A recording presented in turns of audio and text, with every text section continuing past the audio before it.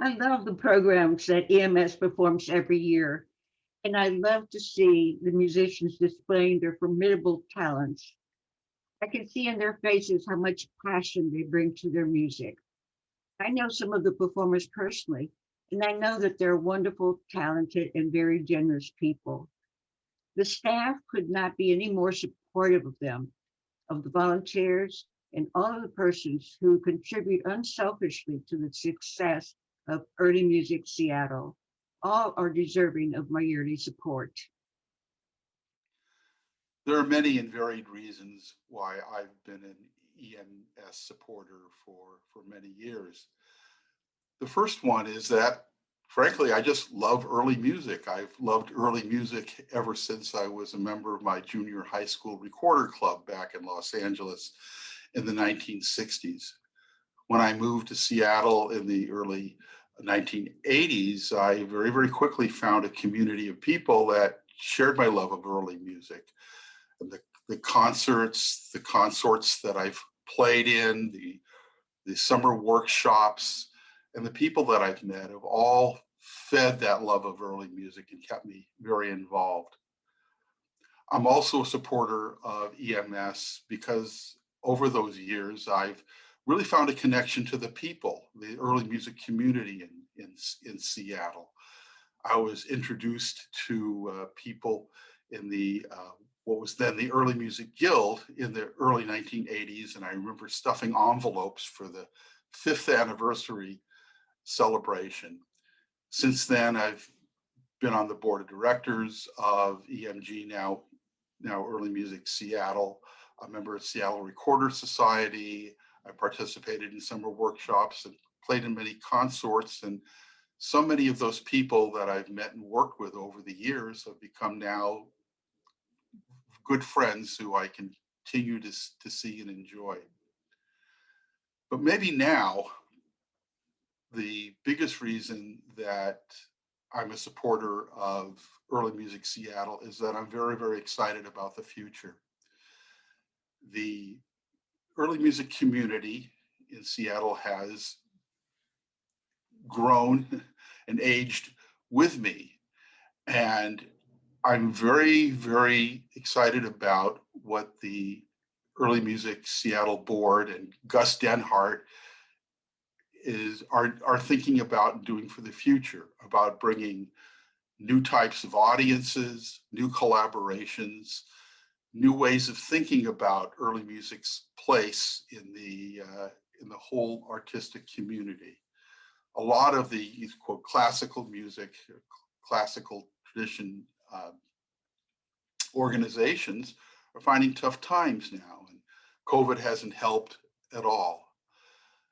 As an example of how I'm really excited about this is, I think it was maybe about 2 years ago that Early Music Seattle put on an incredible jaw-dropping performance of Sabbat Mater, which was a collaboration of Seattle Baroque and I believe the other ensemble was Wim Wim, a modern dance troupe.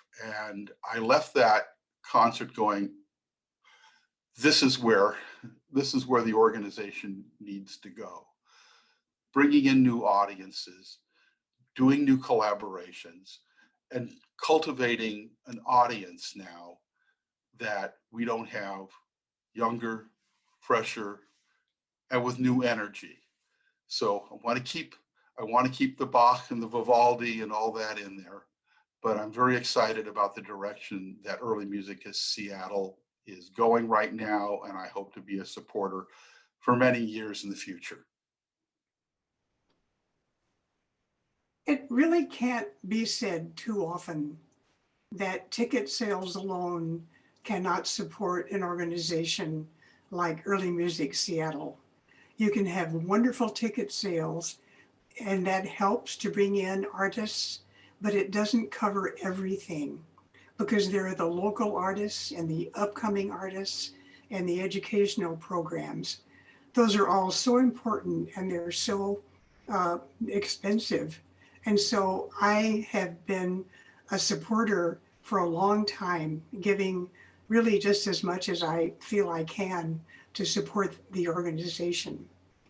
And another reason I like to support it, because it needs the money, is because I love the idea of what early music itself does. It is an elegant and focused way of drawing the audience in to look at the past. I mean, many of us have heard of J.S. Bach and don't know that something happened before that.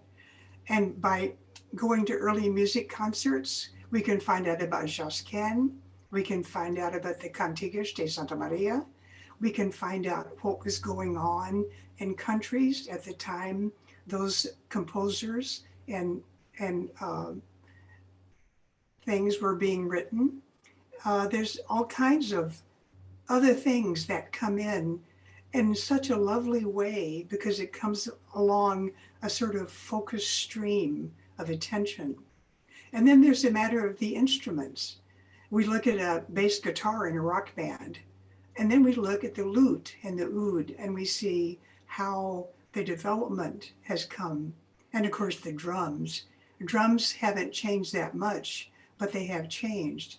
It's just another avenue of information and interest. And as long as those things are around, I'll certainly be supporting them. And then, of course, Early Music Seattle has also begun cross-cultural relationships and drawing that into their concerts. And I find that fascinating. They're simply not trying to reproduce the sounds of the past, but trying to invoke other cultures mixed in with it.